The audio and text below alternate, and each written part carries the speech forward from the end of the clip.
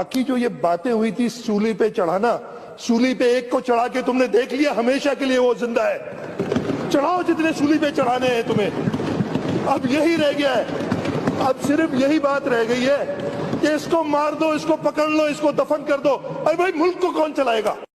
ये पैसे देकर बुलाई गई भीड़ नहीं है, ये दारू पिलाकर चिकन खिलाकर जबरदस्ती ट्रकों में भर भर कर लाए गए लोग नहीं है। ये सब अपने आप आए हैं और इनके दिलों में विश्वास है ना। तो पहला दुश्मन ईसाई है। ये वनवासी क्षेत्रों में जाकर के है, ये सब गरीबों में जाकर धर्मांतरण का काम है, तंग करने का। और वो कैसे तंग करते हैं? तूने धर्म बदल लिया। आप लॉ के हिसाब से रोज धर्म चेंज कर सकते हैं और कानून आपको इजाजत दे। क्योंकि बाइबल कहती जब पतरस को पकड़ लिया गया और पतरस को कहा कि तूने आज से यीशु मसीह के नाम के कारण बातें नहीं करनी, उसने कहा ये कैसे हो सकता है कि जो कुछ परमेश्वर मुझसे कहता है वो मैं ना कहूं और इंसान की बात को सुनूं।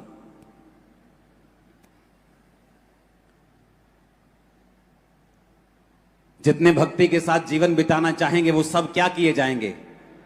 ऊंची आवाज में बोलो। ओवरफ्लो में भी आवाज आनी चाहिए, ओवरफ्लो से भी। क्या किए जाएंगे? जितने भक्ति के साथ बाइबल कहती जीवन बिताना चाहेंगे वो सब सताए जाएंगे। कल एक खबर आ रही थी कि एक व्यक्ति किसी को चर्च लेके गया और उसको बोला गया कि तू इसको चर्च क्यों लेके गया, तेरे पे केस करेंगे क्योंकि तू किसी को क्रिश्चियन बना रहा है। तो मेरा एक क्वेश्चन है कि जब एक व्यक्ति मुस्लिम बन जाता है या हिंदू बन जाता है या क्रिश्चियन कोई भी दूसरे धर्म में जाता है तो वो क्या होता है? क्या आप ऐसा कभी आपने सुना है कि एक व्यक्ति मुस्लिम बन जाए और मुस्लिम गुरु कहें कि भाई साहब तू लंगर भी खा सकता है, प्रसाद भी खा सकता है, तू सब जगह जा सकता है? वो कहते हैं अगर मुस्लिम बनना है तो तुम्हारा एक ही खुदा है। मेरी बात समझ रहे कि नहीं? तो क्या उन पे हम केस कर देंगे?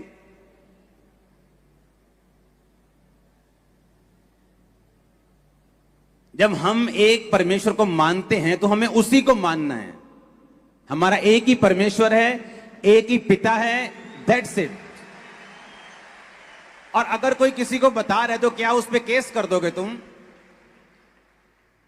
पंजाब में 90% पास्टर्स के पास अपनी जगह के लिए पैसे नहीं है और वो लोग कह रहे हैं कि धर्म परिवर्तन जो है वो पैसे देके किया जा रहा है। अगर पैसे होते पास्टर्स के पास तो पहले वो जगह ना खरीदते जो हर 2 साल बाद उन्हें जगह चेंज करनी पड़ रही।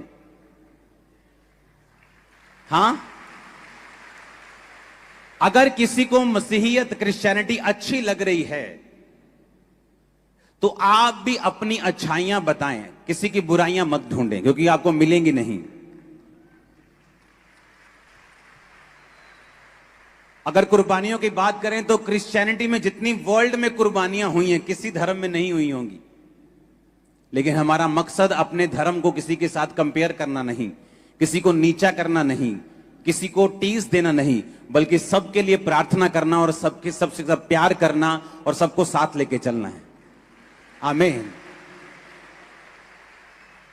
वो मसीह कौम जो कुर्बानियों के लिए मशहूर है वो 1-2 पर्चों से डरने वाली नहीं है।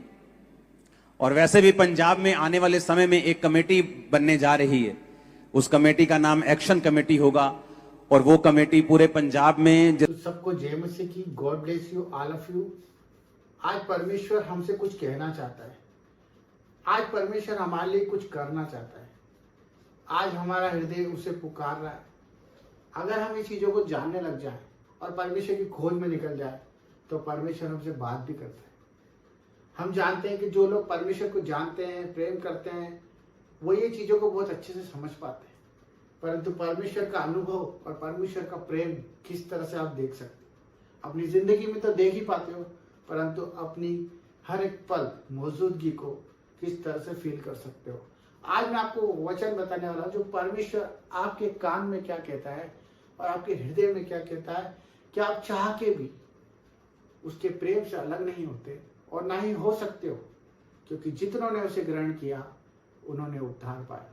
मेरे भाई बहनों, मेरे बुजुर्गों, मेरे भाई बहनों, मैं आज आप लोगों को एक ऐसा वचन बताने वाला हूं जिससे परमेश्वर हमारे लिए ऐसा श्रोता, ऐसी आवाज है जो परमेश्वर हमारे हृदय के द्वार पर हमारे लिए वो बात बता सकता है जो बात हम ढूंढ रहे हैं, जिन विषयों के बारे में आज हम मनन कर रहे हैं, प्रार्थनाएं कर रहे हैं। मैं जानता हूँ जो लोग चंगाइयाँ चाहते हैं, जो लोग छुटकारा चाहते हैं, जो परमेश्वर के नाम से दिन रात धन्यवाद स्तुति कर रहे हैं, वो परमेश्वर से प्रेम तो करते ही हैं, परंतु परमेश्वर से अपनी उम्मीद भी जताते हैं, क्योंकि परमेश्वर का वचन हमें यही सिखाता है कि हम परमेश्वर की अधीनता में चलें।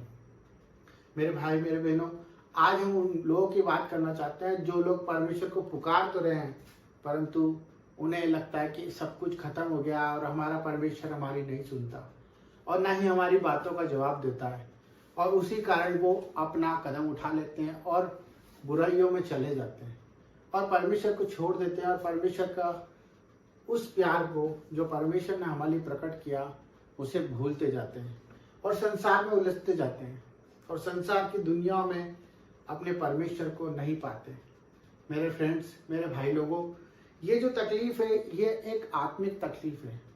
अगर हम इस पर गौर नहीं करेंगे तो हो सकता है कल हमें भी धुंधला दिखने लग जाए, हमें भी वो चीज नजर नहीं आए जिसके पीछे आज हम बेखौफ और बे इंतहा प्यार के साथ चल रहे हैं।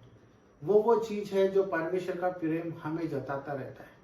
मैं आपको वो चीज बताने जा रहा हूँ जो परमेश्वर हमारे लिए इस तरह का उद्धार करके गया, जो आज हम जिसको याद भी करें और जिसकी वजह से अगर हम जाने कि परमेश्वर हमसे क्या कहना चाहता है और परमेश्वर से हम जो कहते हैं वो हम किस तरह से सुने और हमारे कामों को हम सफल होता देखें, अपनी चंगाइयों को उसी वक्त ग्रहण कर पाए, अपने प्यार को उसी वक्त महसूस कर पाए और परमेश्वर की आवाज को अपने दिल में रख पाए, तो वो वचन मेरे भाई बहनों परमेश्वर हमारे मुख से निकालता है, क्योंकि परमेश्वर का वचन सुनने और बोलने से प्रकट होता है।